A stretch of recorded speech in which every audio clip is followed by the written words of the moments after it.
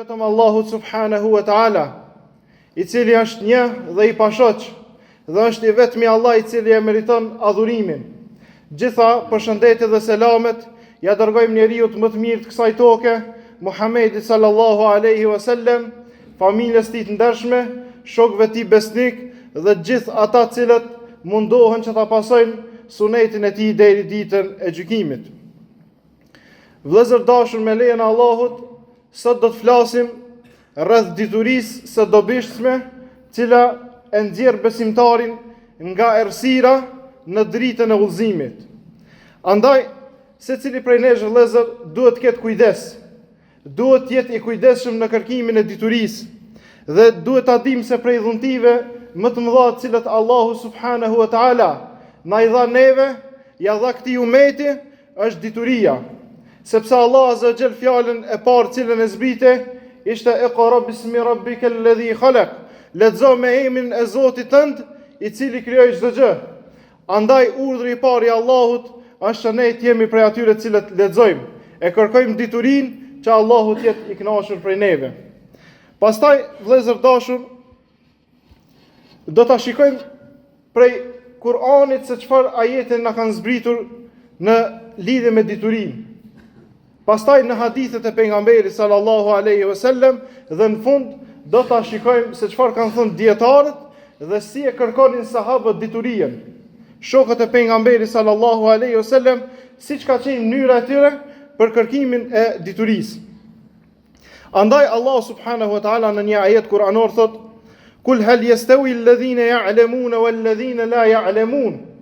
A janë të barabartë ata të cilët dinë dhe ata të cilët nuk kanë dituri? Andaj shembulli më i mirë i kësaj është sikurse personi i cili i ka syt për me pa dhe ai i cili është i verbër. Për shkak se dituria është ajo e cila t'i hap dyert, kurse ignoranca, xehli, është ajo e cila të bën ty më vërbru edhe pse i ke syt dhe sheh. Pastaj Allah azza wa jall në një ajet tjetër kuranor na tregon se Allah azza wa jall i ka ngrit dy lloje personave në grada të larta. E kush janë ata? Thot Allah subhanahu wa taala: "Yarfa'illahu alladhina amanu minkum walladhina utul ilma darajat." Thot i ka ngrit Allahu në shkallë të larta ata të cilët kanë besu dhe ata të cilët u është dhënë dituria. Për shkak se këto dyja i ka veçuar Allahu subhanahu wa taala. Për shkak se besimi dhe imani, cilin besimtari nuk e ndron me asgjë tjetër. Pastaj dituria e dobishme në cilin ai e ka marrë. Andaj këto dy grupe Allahu subhanahu wa taala i ka veçuar për shkak të vlerës edhe madhësisë që cilën e kanë. Po ashtu vëllezër dashur, duhet kuptojmë se dituria e vërtetë është ajo dituri cilën njeriu i bën dobi. Sepse sot e shohim se është shpërndarje më të madhe informacioni. Mirë, pa ajo është vetëm informat. Kurse dituria është ajo e cila të afron tek Allahu. Dituria është ajo e cila të bën ty për me bën punë të mira, mu afru tek Allahu me punë të mira, për shkak se dituria e cila nuk çtin ti për me bën punë të mira është dituri e kot. Ajo është vetëm informat. Për informacione kanë edhe jo besimtarë. Mirë, por nuk ju bën dobi. Edhe ato e dinë se kanë Allah. Edhe ato e dinë se ka qenë një i dërguar. Mirë, por nuk e besojnë. E dituria duhet jetë ajo e cila na shtin drejt besimit, drejt punëve të mira. Allah azza wa jall në Kur'an çfarë tha vëllezër dashur? Edhe këtu i dalloi një pjesë të njerëzve: "Innama yakhsha Allaha min ibadihi al-ulama." Tha, frikën e vërtetë Allahut ja kanë dietarët. Ulemaja, ata njerëz të cilët dinë. Pse o vëllezër dashur i ka veçuar Allah azza wa jall këta njerëz? Për shkak se këta e njohin Allahun me emrat edhe cilësitë e tij. Për shkak se këta e veçojnë Allahun në adhurim. Këta i largohen çdo sen i cili ta prish adhurimin, sikurse siç është shirku, kufri, bidatet e kështu me radhë.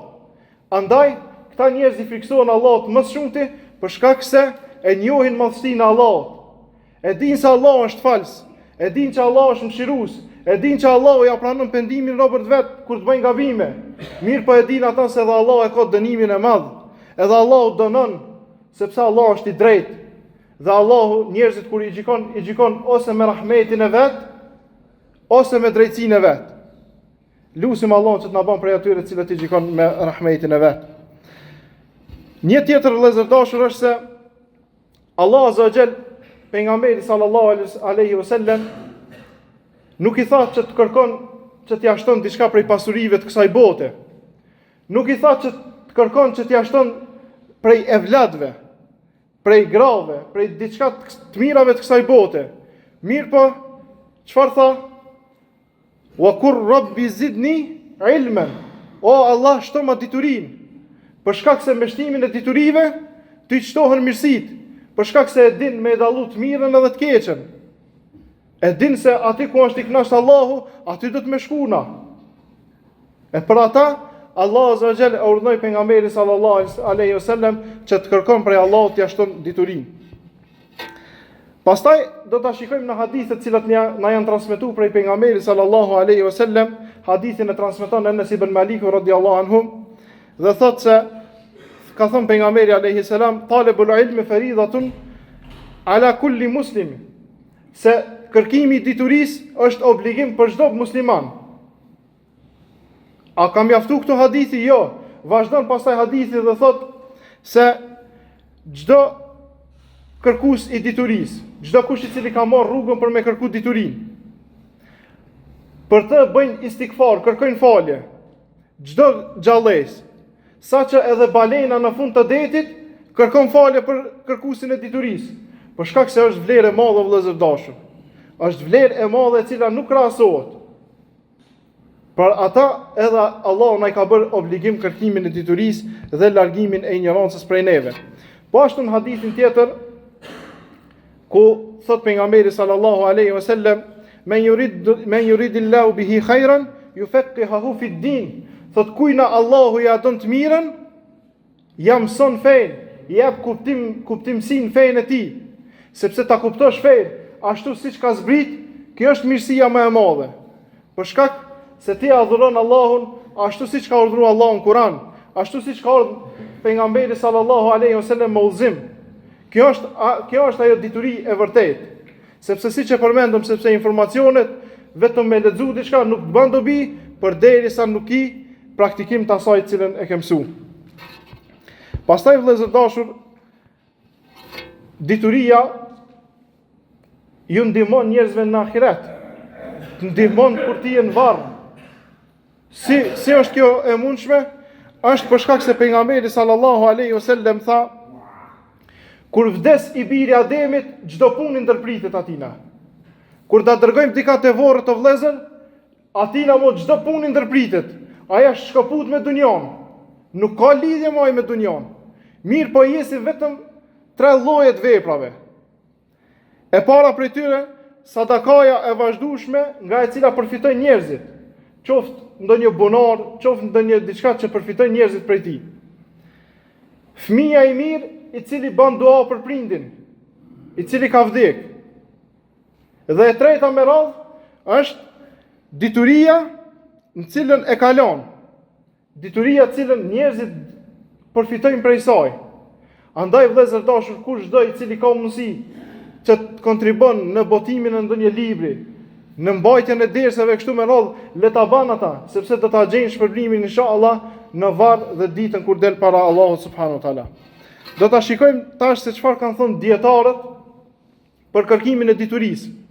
Ibn Jauzi rahimullah thot se dijeni thot se prej mashtrimeve të para të shejtanit është që t'i largojnë njerëzit nga dituria, t'i bëjnë ata xahila, t'i bëjnë ignoranta, sepse thot dituria është dritë.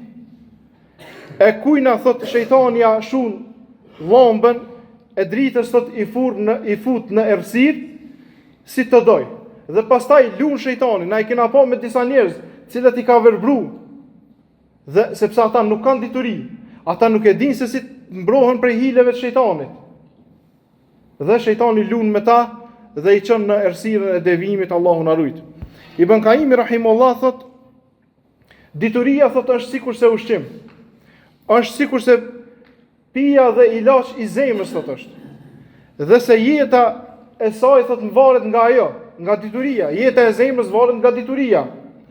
Dhe se nëse zemra thot e humb diturinë, thot ajo është e vdekur. Zemra e cila e humb diturinë është zemër e vdekur. Mirë po thot edhe pse nuk e vren ata. Sepse çdo zemër në cilën nuk madhrohet Allahu Azza wa Jall, mirë për atë zemër e cila ka vdek.